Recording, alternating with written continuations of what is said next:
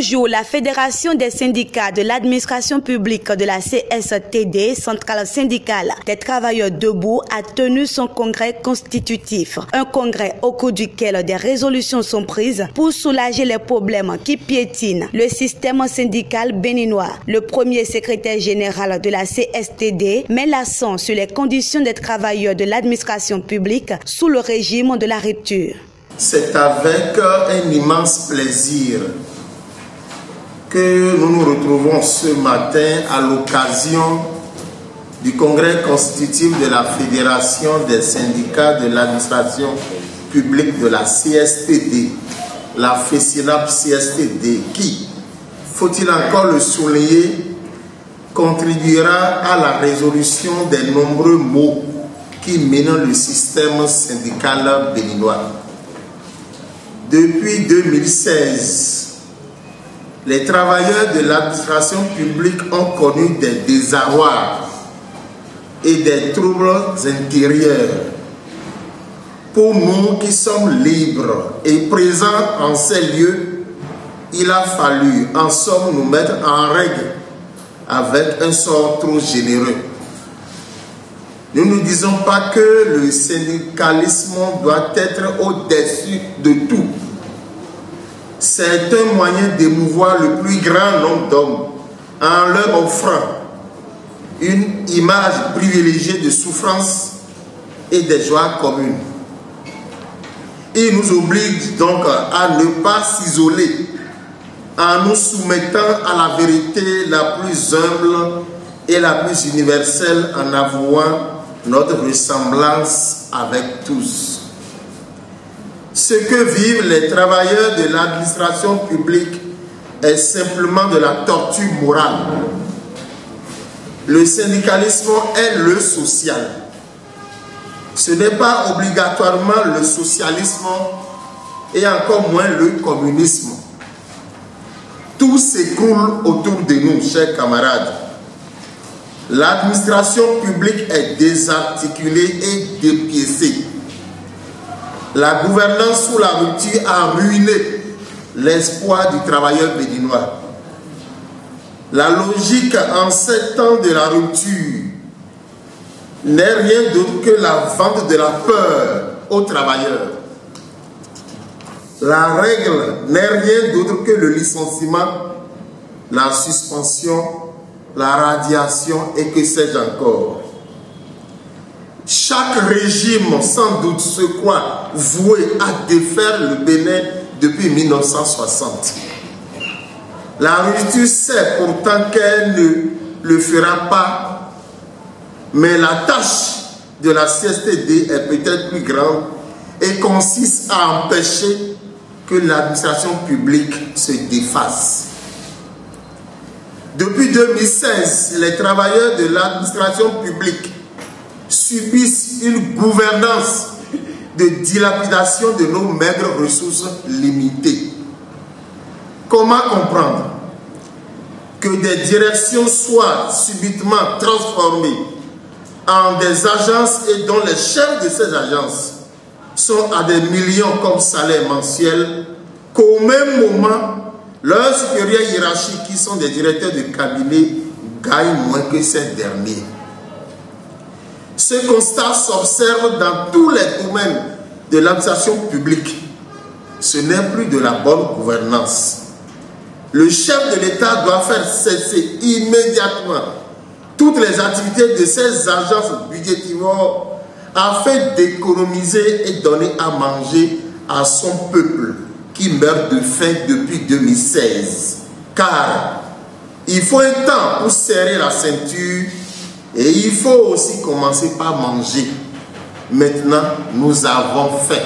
Au cours de son intervention, le secrétaire général rappelle le rôle de la CSTD et envoie un message d'encouragement aux travailleurs. Ce fut également une occasion d'attirer l'attention du chef de l'État sur un point sensible. Mais aujourd'hui, le message de la Centrale syndicale des travailleurs debout est clair et précis. Tant que le possible n'a pas été fait, le devoir n'est pas rempli. Tant que des travailleurs béninois sont toujours dans la misère, le chef de l'État peut passer un siècle au pouvoir, il n'aura rien fait pour les travailleurs. Tant que les cadres techniques de l'administration publique sont dans la désolation et le dénouement total face à une gouvernance qui consiste à encourager des salaires politiques, le chef de l'État n'aura rien fait pour les travailleurs. Tant que des travailleurs béninois ne peuvent plus prendre part à un concours professionnel, le chef de l'État n'aura rien fait pour les travailleurs. Tant que les travailleurs béninois ne peuvent plus bénéficier d'un plan de formation cohérent pour espérer un reclassement, le chef de l'État n'aura rien fait pour les travailleurs. Tant que les statuts particuliers de certaines structures sont confisqués par le gouvernement, le chef de l'État n'aura rien fait pour les travailleurs. Tant que les injonctions de l'Organisation internationale du travail sur l'exercice du droit de grève ne seront pas exécutées par le gouvernement béninois, le chef de l'État n'aura rien fait pour les travailleurs. Tant que les lois liberticides ne sont pas abrogées et retirées, le chef de l'État n'aura rien fait pour les travailleurs. Tant que le pouvoir du juge et l'indépendance de la justice ne sont pas libérés et restaurés aux magistrats, le chef de l'État n'aura rien fait pour les travailleurs.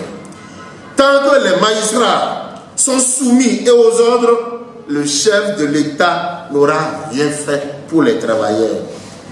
Tant que le rappel de nos salaires peine à être payé, le chef de l'État n'aura rien fait pour les travailleurs. Tant que l'augmentation de salaire initialement promise à grand pompe en décembre 2021, puis prorogée en novembre 2022 sur le vocable du hautement social, ne rime pas avec les réalités actuelles, ainsi qu'ont pu le faire dans leurs pays respectifs les présidents Alassane Dramane Ouattara et Faure Gnassingbé, le chef de l'État n'aura rien fait pour les travailleurs. Tant que le SMIC ne va pas monter à plus de 100 000 suivis de sa hiérarchisation, le chef de l'État n'aura rien fait pour les travailleurs.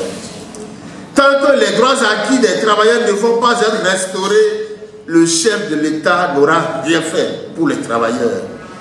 Tant que la clochardisation du système éducatif béninois va continuer, le chef de l'État n'aura rien fait pour les travailleurs. Tant que les enseignants sont payés à 10 mois sur 12, le chef de l'État n'aura rien fait pour les travailleurs. Tant que les travailleurs abusivement licenciés ne seront pas réintégrés, le chef de l'État n'aura rien fait pour les travailleurs. Tant que le cadre de vie de travail des travailleurs n'est pas sain et adéquat, le chef de l'État n'aura rien fait pour les travailleurs. Tant que l'harmonisation des primes, indemnités et diverses allocations des agents de la fonction publique ne sera pas une réalité, le chef de l'État n'aura rien fait pour les travailleurs. Tant que le social n'est pas une réalité, le chef de l'État peut butimer nos fonds, construire des infrastructures dans nos familles, et même s'il construit des monuments pour les carrefours, le chef de l'État n'aura rien fait. Il n'aura rien fait, il n'aura rien fait pour les travailleurs. À tous les travailleurs, l'heure de la lutte a sonné. Certains dirigeants syndicaux et certains de nos camarades ont choisi ouvertement ou tacitement la voie de la collaboration avec le politique. Ils nous présentent certaines réformes comme inéluctables. Il conviendrait donc en quelque sorte d'en limiter enfin les dégâts. Pour notre part, rien ne fait plus de mal aux travailleurs que la politisation à outrance, car elle nous désarme dans la défense de nos intérêts et provoque la division. C'est pour mener avec succès nos luttes en rassemblant l'ensemble des travailleurs que la CSTD a été créée. Or, la lutte des classes n'est pas une invention. C'est un fait. Il ne suffit pas de la nier pour qu'elle cesse. Renoncer à la mener équivaut pour les travailleurs à se livrer pieds et poings liés à l'exploitation et à l'écrasement. chers travailleurs de l'administration publique, ayons le courage de prendre notre destin en main. Battons-nous pour l'avenir et pour le pain. Ensemble, construisons un meilleur avenir pour le peuple travailleur. Personne ne le fera à notre place. Ouvrons les yeux et soyons responsables de nos choix. Un congrès constitutif qui a permis d'élire la nouvelle secrétaire générale de la Fédération des syndicats de l'administration publique de la CSTD. Dans une même voie avec son équipe, elle s'engage à mieux faire pour l'épanouissement des travailleurs. Ce n'est pas la parole qui va résoudre ce qui nous attend. Donc, je m'engage ainsi que les membres du bureau, nous nous engageons tous à faire ce qui nous attend. D'échange en échange, la CSTD, au travers de la FESINAP, s'engage à lutter pour une meilleure condition des travailleurs. Un congrès qui a atteint ses buts.